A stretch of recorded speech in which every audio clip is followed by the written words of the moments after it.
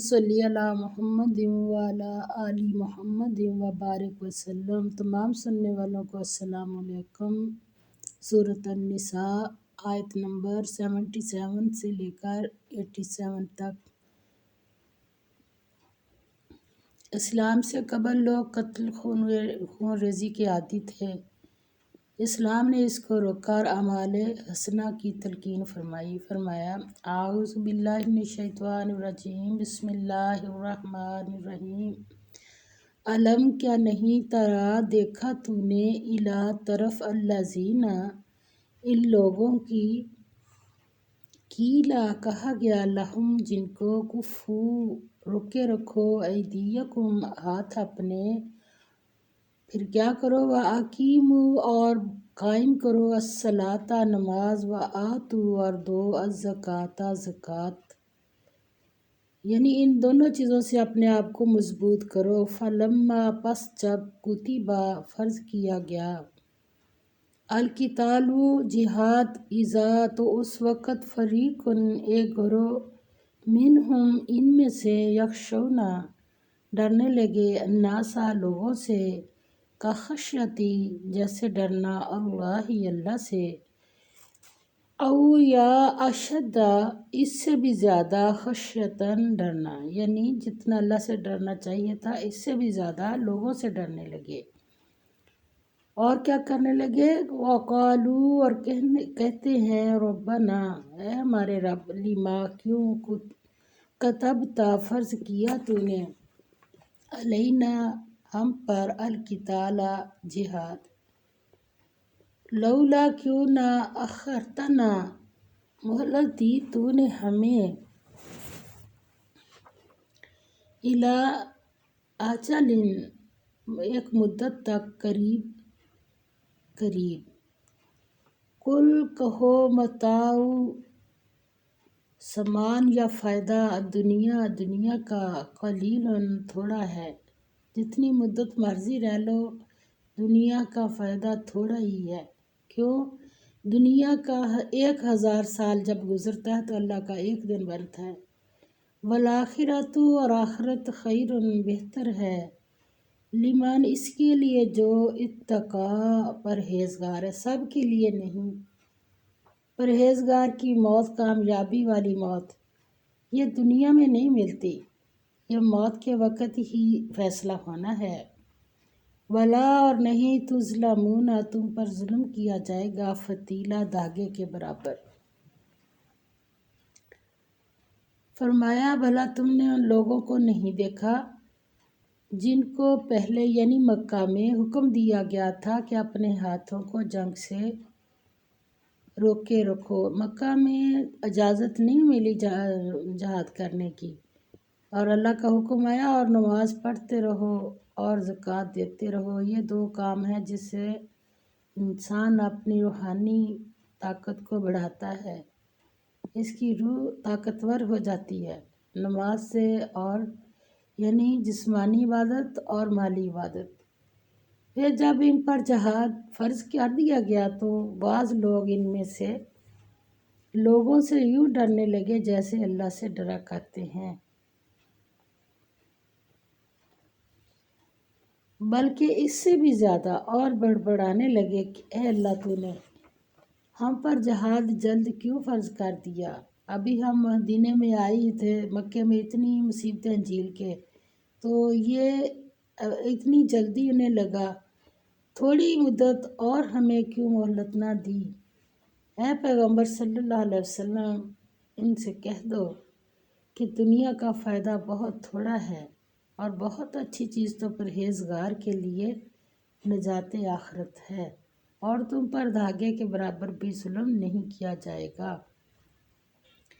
Anima جہاں کہیں بھی تکونوا تم ہوگے یدرککم پالے گی تمہیں الموت موت، ولو اور اگرچہ کنتم تم ہو فی بروج قلعوں میں مشیدۃ مضبوط، وَإِنْ اور اگر تصبہم پہنچتی ہے انہیں حسنۃ کوئی نیکی، یقولوا تو کہتے ہیں ہذہ یہ من عند اللہ اللہ کی طرف سے ہے، وَإِن اور اگر تصبہم پہنچتی ہے ان کو سیئۃ کوئی برائی، یقولو تو کہتے ہیں ہاذہ یہ من عندی کا طرف سے تیری، قل کہہ دو کلن سب من سے عند اللہ اللہ کی طرف سے، فمال ہؤلاء پس کیا ہے یہ سب لوگ، القوم لوگوں کو، لا نہیں، یکادون قریب آتے، یفقہون کہ یہ سمجھیں حدیثہ بات کو۔ فرمایا اے جہاد سے ڈرنے والو، تم کہیں بھی رہو موت تو تمہیں آ کر رہے گی۔ نبی پاک صلی اللہ علیہ وسلم نے ایک ڈبہ بنایا، اس کی چھوٹی چھوٹی اندر لکیریں بنائی اور ایک لکیر جو تھی وہ باہر سے شروع کر کے باہر نکال دی اور فرمایا یہ ہے انسان کی زندگی۔ چھوٹی چھوٹی لکیریں جو ہیں وہ اس کے زندگی میں جو مصیبتیں تکلیفیں آتی ہیں، اور یہ ہے اس کی امید، اس ڈبے کے باہر نکل گئی۔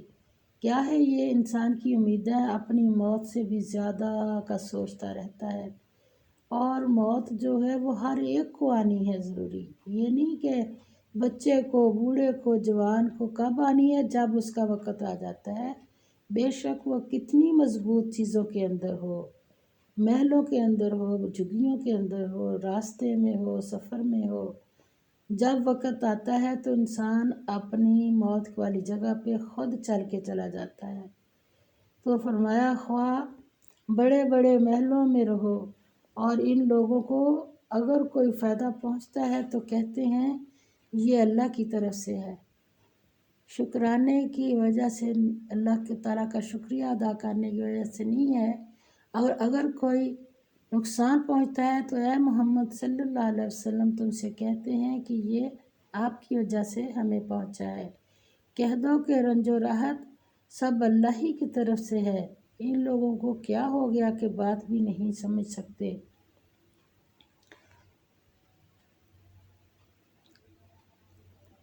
مسلمانوں کو جب بھی کوئی نقصان پیش آتا تو منافق اور یہودی کہتے کہ یہ سب کچھ حضور صلی اللہ علیہ وسلم کی وجہ سے ہے۔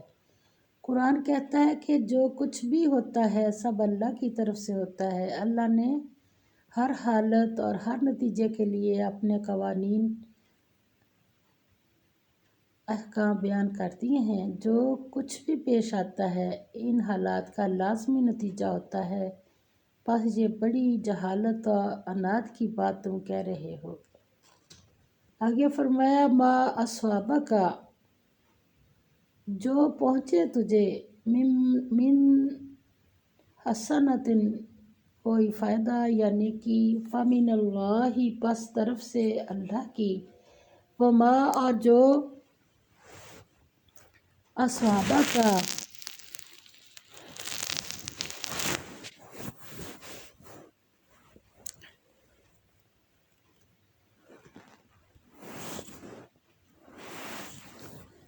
اسوابہ کا پہنچے تجھے، من سیئۃ کوئی نقصان، فمن پس بسبب نفسی کا نفس تیرے کے، وارسلنا اور بھیجا ہم نے تمہیں، للناس لوگوں کے لیے، رسولاً رسول، وکفیٰ اور کافی ہے، باللہ اللہ، شہیدہ گواہ، من یؤتی جو اطاعت کرے، الرسول رسول کی، فقد پس تحقیق اطاع اس نے اطاعت کی، اللہ اللہ کی، ومن اور جو تولی منہ موڑ گیا، فما تو نہیں، ارسلنا کا بھیجا ہم نے تمہیں، علیہم ان پر، حفیظہ نگران بنا کر۔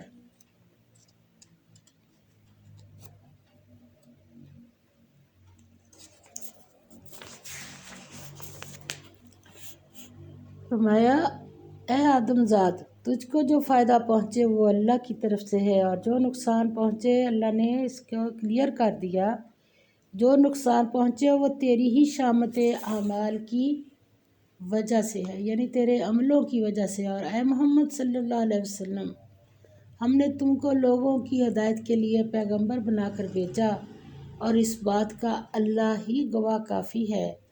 جو شخص رسول کی فرمان برداری کرے گا تو بے شک اس نے اللہ کی فرمان برداری کی، اور جو نافرمانی کرے تو اے پیغمبر صلی اللہ علیہ وسلم، تمہیں ہم نے ان کا نگہبان بنا کر نہیں بھیجا۔ سبحان اللہ۔ اللہ تعالیٰ نے نہ تو نبی پاک صلی اللہ علیہ وسلم، آپ نے بس اللہ کا پیغام پہنچانا ہے، آگے اللہ کا کام ہے۔ اگر کوئی اللہ کا پیغام سن کر اس پر عمل کر لے گا تو وہ اللہ، اور اگر نافرمانی کرے گا تو اللہ اور اس کا معاملہ ہے۔ یہی بات داعی کے لیے ہے، جو دین کا کام کرنے والے ہیں ان کا بھی یہی ہے کہ اللہ کا پیغام پہنچا دو، کسی کے ساتھ لڑائی جھگڑا نہیں کرنا، بحث نہیں کرنی، آگے اللہ اور اس سننے والے کا معاملہ ہے۔ اللہ نے جس سے کام لینا ہے اسے لے ہی لینا ہے۔ آگے فرمایا، جو کچھ برائی پیش آتی ہے وہ خود تمہاری ہی بدعملی کا نتیجہ ہے، اس کا الزام دوسروں کے سر نہ ڈالو۔ حضور صلی اللہ علیہ وسلم تو اللہ کے رسول ہیں، اور رسولوں کا کام یہی ہے کہ پیغام پہنچا دیں، ماننا نہ ماننا تمہارا کام ہے۔ اگر تم ان کی اطاعت نہ کرو اور اس کا نتیجہ برا پیش آئے تو اس کی ذمہ داری تم پر ہے، نہ کہ اللہ کے سچے رسول پر۔ اس سے ظاہر ہوا کہ جو شخص کسی جماعت کی پیشوائی کے منصب پر فائز ہو، اس کو کتنی مشکلات اور دشواریوں کا سامنا ہوتا ہے۔ جب وہ عزم و عمل کی لوگوں کو دعوت دیتا ہے تو وہ ایک گروہ ان لوگوں کا پیدا ہو جاتا ہے جو یقین کا کچا اور ہمت کا کمزور ہوتا ہے۔ وہ اطاعت کی جگہ مخالفت پر کمر بستہ ہو جاتا ہے۔ جب اس صورتحال کی وجہ سے کوئی ناکامی ہوتی ہے تو بجائے اس کے کہ اپنی بدعملیوں پر نادم ہو، سارا الزام رئیس جماعت پر ڈال دیتے ہیں، اور مخالفت کا ایک نیا بہانہ ان کے ہاتھ لگ جاتا ہے۔ اس لیے فرمایا کہ اللہ پر بھروسہ رکھو، اللہ کی کارسازی تمہارے لیے کافی ہے۔ صاحب عزم و ہمت کے لیے ضروری ہے کہ ان عارضی باتوں سے دل گرفتار نہ ہوں، اللہ پر بھروسہ رکھیں اور اپنے کام میں سرگرم رہیں۔ ان کا عزم و ثبات بالآخر تمام مشکلات پر غالب آ جائے گا۔ اللہ کے رسول کی اطاعت اللہ کی اطاعت ہے، اور اللہ کا رسول اس لیے آتا ہے کہ پیغام حق دنیا تک پہنچائے۔ یہ اس لیے نہیں کہ لوگوں کے اعمال کا پاسبان ہو اور جبراً ان کو اپنے طریقے پر چلائے۔ وَيَقُولُونَ، اور کہتے ہیں، طاعَةٌ، اطاعت، فَإِذَا، پس جب بَرَزُوا، نکلتے ہیں، مِنْ عِنْدِکَ، پاس سے تمہارے، بَیَّتَ، راتوں کو مشورہ کرتا ہے، طَائِفَةٌ، ایک گروہ، مِنْھُم، ان میں سے، غیر الذی، خلاف اس کے جو تقولو، تم کہتے ہو، واللہ، اور اللہ، یکتب، لکھ رہا ہے، ما یبیتون، جو راتوں کو مشورہ کرتے ہیں، فَأَعْرِضْ، پس اعراض کرو، عنہم، ان سے، وتوکل، اور بھروسہ رکھو، اور بھروسہ کرو، علی اللہ، اللہ پر، وکفیٰ، اور کافی ہے، باللہ، اللہ، وکیلا، کارساز۔ اور یہ لوگ منہ سے تو کہتے ہیں کہ آپ کی فرمانبرداری دل سے منظور ہے، لیکن جب تمہارے پاس سے چلے جاتے ہیں تو ان میں سے بعض رات کو تمہاری باتوں کے خلاف مشورے کرتے ہیں، اور جو مشورے یہ کرتے ہیں اللہ ان کو لکھ لیتا ہے، تو ان کا کچھ خیال نہ کرو، ان سے اعراض کرو، یہ ہمارا کام ہی نہیں ہے جس میں ہم لگ گئے ہیں، صرف بتانا ہمارا کام ہے۔ اور بتاتے ہوئے کیا کرو، وتوکل علی اللہ، اور اللہ پر بھروسہ رکھو۔ اللہ پر بھروسہ رکھو، کیوں؟ وکفیٰ باللہ وکیلا، اور اللہ ہی کافی کارساز ہے۔ منافقین کا طریقہ یہ بھی تھا کہ حضور صلی اللہ علیہ وسلم کا حکم سن کر کہتے کہ ہم نے مان لیا، لیکن جب وہ اپنے گروہ کی طرف لوٹتے تو راتوں کو اس کے برعکس باتیں کرتے اور مسلمانوں کے خلاف سازش کرنے والوں کے ساتھ شریک ہو جاتے۔ اس پر اللہ نے فرمایا، آپ ان سے منہ پھیر لیں اور اللہ پر بھروسہ کریں، اللہ کی تدبیر کافی ہے، یہ خود ہی نقصان اٹھائیں گے۔ قرآن اللہ کی کتاب برحق ہے اور قرآن کا مخاطب ہر انسان ہے، اور اس کا مطالبہ یہ ہے کہ وہ اس کے مطالب پر غور و تدبر کرے۔ یہ سمجھنا کہ صرف علماء کے سمجھنے کی چیز ہے صحیح نہیں ہے۔ غور و فکر کے لیے ضروری ہے کہ ہر مسلمان اس کے معنی مطالب سمجھے، جو اپنی سمجھ بوجھ سے کام لے، اس کے دلائل و معنی سے نتائج اخذ کر سکے۔ محض اندھا مقلد جو اندھی تقلید کرنے کا عادی ہو، اس میں غور و فکر نہیں کر سکتا۔ جب کوئی قرآن میں تدبر کرے گا تو اس پر یہ حقیقت کھل جائے گی کہ یہ اللہ کا سچا اور برحق کلام ہے۔ اگر یہ اللہ کا کلام نہ ہوتا تو تم اس میں اختلاف کثیر پاتے۔ اگر تم اس کو انسانی کلام سمجھتے ہو تو سب مل کر ایسی ہی ایک صورت بنا لاؤ، حالانکہ تم سب مل کر بھی ایسا نہیں کر سکتے۔ اس میں ایک آیت بھی ایسی نہیں ہے جس میں اختلاف اور تضاد پایا جائے۔ یعنی انسانی قانون جب بھی بنتے ہیں، آج بنائے کل اور بنائے ناکام ہو جاتے، مگر اللہ نے جو لکھ دیا ایسے ہی ہو رہا ہے۔ اللہ کا علم چھایا ہوا ہے ہر ایک کے اوپر۔ اب اللہ تعالیٰ نے یہاں پر جو میں نے ابھی پڑھا ہے، اللہ تعالیٰ نے اس کا قرآن میں بتایا، افلا کیا پس نہیں، یدبرون وہ غور کرتے، کہاں القرآن قرآن میں، ولو اور اگر کانا ہوتا، من عندی طرف سے، غیر اللہ سوائے اللہ کے، لا وجدوا ضرور پاتے، یہ ہے اپنی بات کہ ضرور پاتے، فیہ اس میں کیا پاتے،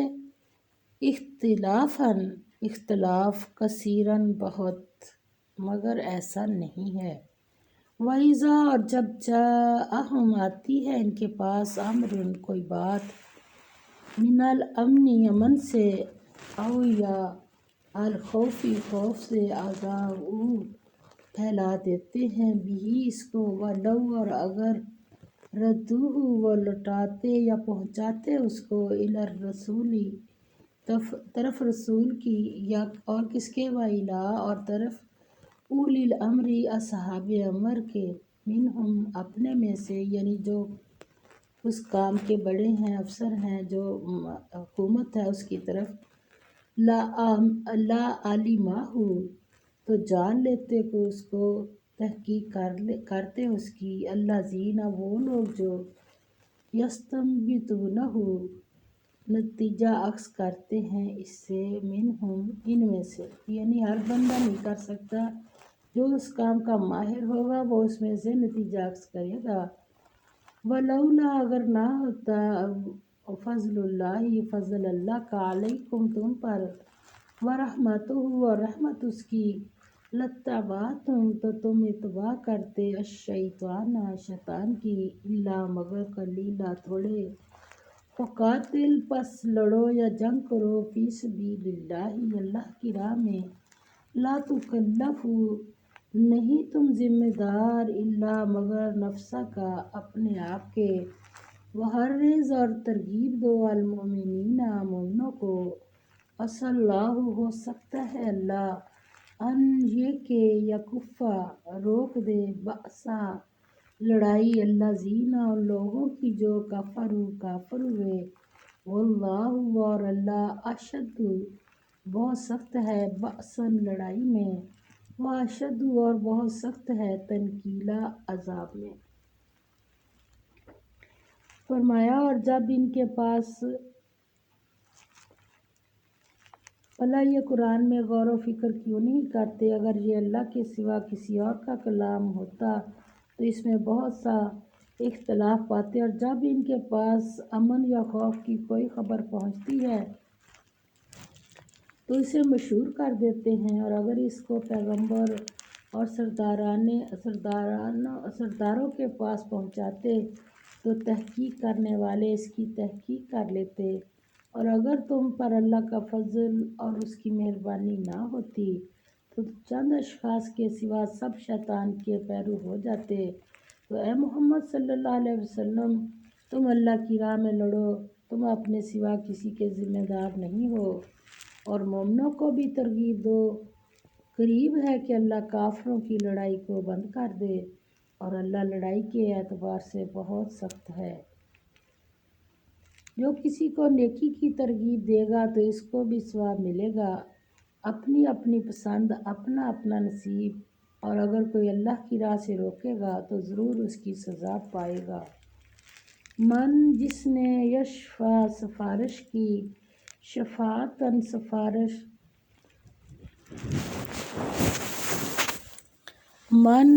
جس نے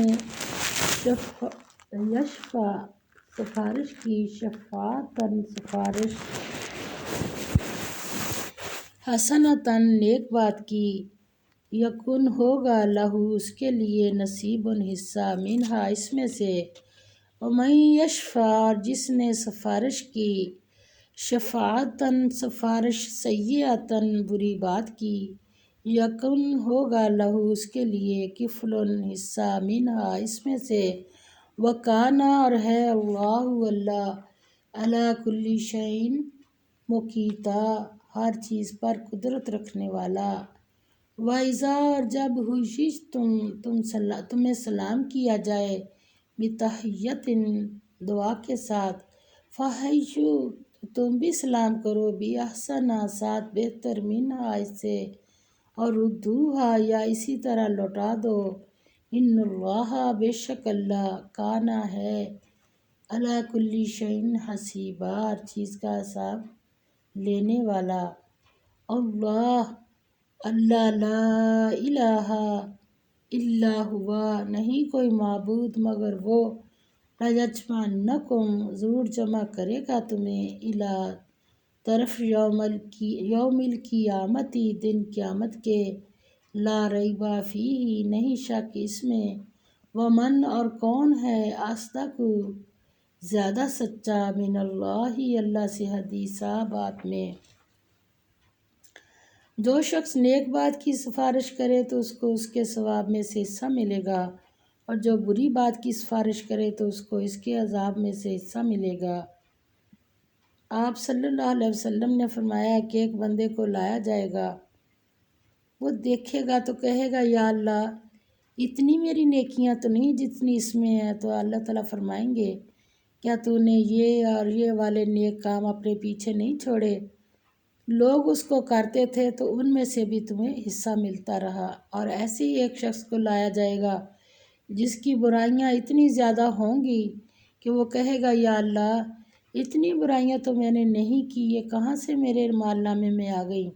تو اللہ تعالیٰ فرمائیں گے، یہ اور یہ والے برے کام تو اپنے پیچھے نہیں چھوڑ کے آیا، جس کو دیکھ کے لوگ بھی کرتے رہے اور اس میں سے تجھے حصہ ملتا رہا۔ اور اللہ تعالیٰ فرماتے ہیں، جو بری بات کی سفارش کرے گا تو اس کو اس کے عذاب میں سے حصہ ملے گا، جس کو نیک بات کے ثواب میں سے اور بری بات کے عذاب میں سے حصہ ملے گا۔ اللہ ہر چیز پر قدرت رکھتا ہے، یعنی یہ کوئی اللہ نے بڑک نہیں ماری، اللہ ایسے کرے گا بھی۔ اور جب تم کو کوئی دعا دے تو جواب میں تم اس سے بہتر کلمے سے اسے دعا دو۔